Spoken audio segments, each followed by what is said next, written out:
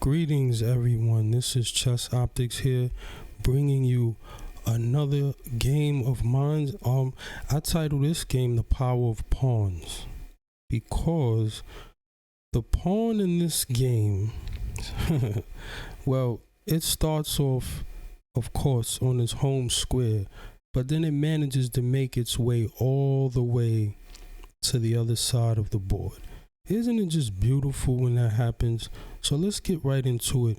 The first move here, the players are, first of all, myself, rated 1843. This game was played on Lichess, and the other person's name is Z1NC41, rated 1783. So the game starts with E4, and I play C5. He plays knight to F3, and I play G6, trying to get into the hyper accelerated dragon. And play bishop to G7 to his bishop to C4. He plays C3, E6, D4. Capture with the C pawn, and he captures, and he has the classical pawn center set up in the center of the board with the two pawns, giving him control over the key central squares. Knight to E7, castle, I castle, ordinary developing moves. He puts the rook behind his E pawn, giving the rook a little bit more mobility in the game. I play knight to C6. He brings his knight out to C3. Normal standard development. I don't see anything wrong yet. D5. Immediately trying to break up this center that he has in the center, in the middle of the board. And he captures. I capture back with the pawn. He pulls his bishop back. Well, looking at the pawn structure so far, it's symmetrical.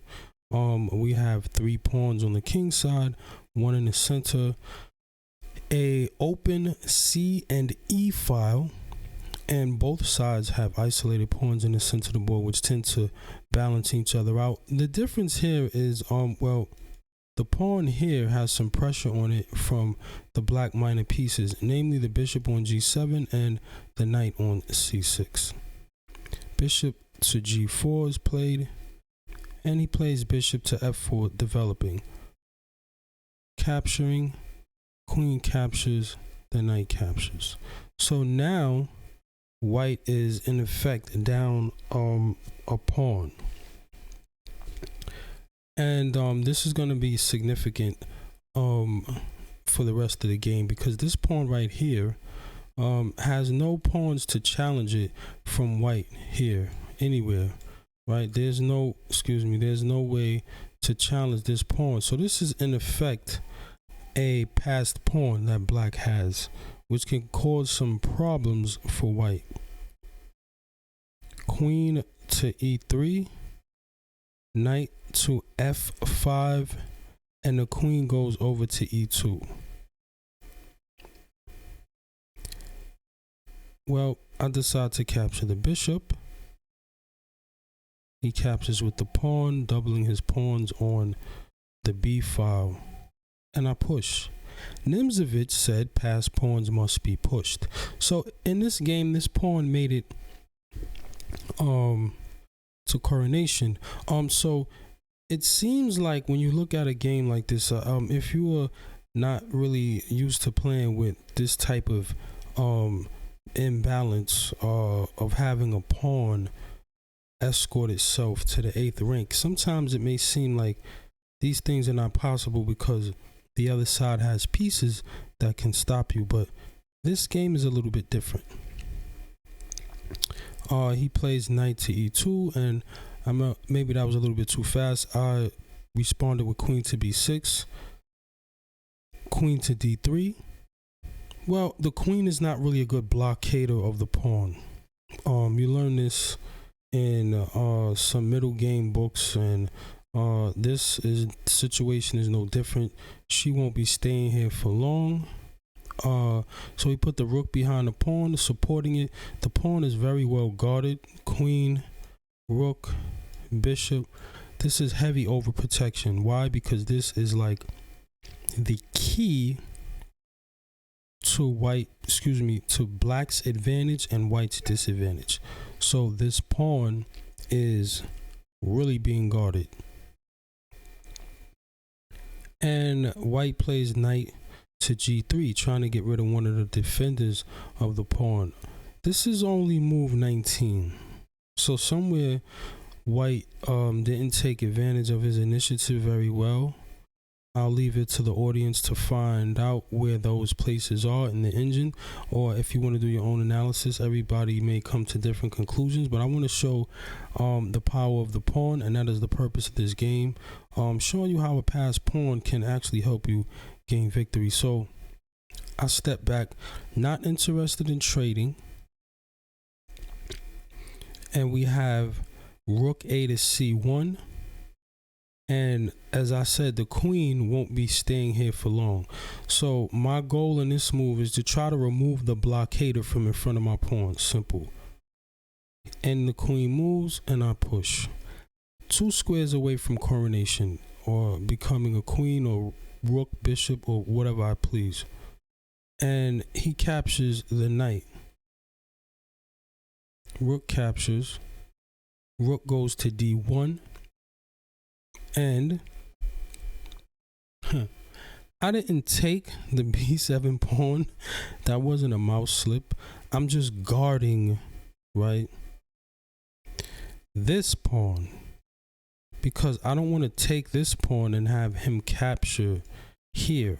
If I take this, then there's only one defender here, and this is the thorn in white's position. So it's not so excuse me. Anyway, I was capturing b3, sorry. But if there was a possibility of me capturing this pawn with the bishop, I still wouldn't do it. The purpose of capturing b3 is not just to capture, but to defend here, right? Put 2 on this pawn, as he has 2.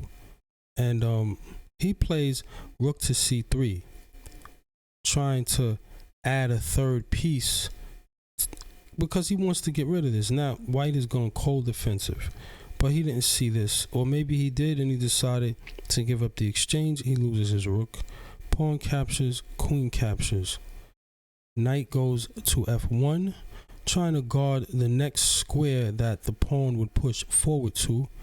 So I bring the rook over, threatening to come all the way down and remove the key defender of the back rank, so my pawn can advance, as I did with the queen, trying to get every piece from in front of the pawn and escort it to the 8th rank is black's goal here. So the knight does this dance to f1, back to g3, realizing that it really is pointless to try to defend this position from f1. And that allows me to bring my rook all the way down.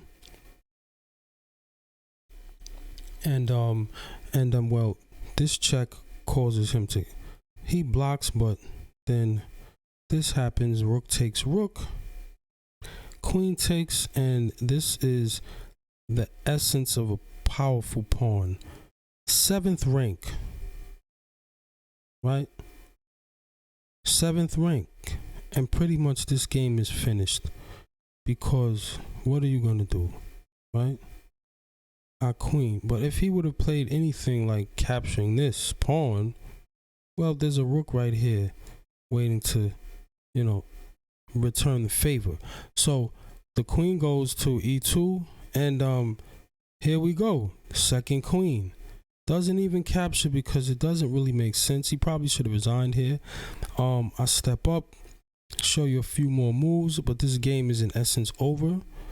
Capturing, just a scorched earth policy here. Of course, there's many other options here, probably faster ones maybe, but get rid of this, leave him no chance, check, boom, and get rid of the queen. That's just the way I chose to do it. Of course, there's probably other excuse me, my phone. There's probably other ways to do this, but as it stands right now, that is the way that occurred. And the pawn pushes to f3, and trying to defend the king from the check. It doesn't work. Queen captures queen, and white effectively resigns. And with that, I hope I've given you something that you have found to be helpful in understanding how to play with pawns in your chess game. And with that, I have to sign out, and I will be saying peace. I hope you enjoyed this, and like, subscribe, comment. Apologize for the phone. It happens. Peace.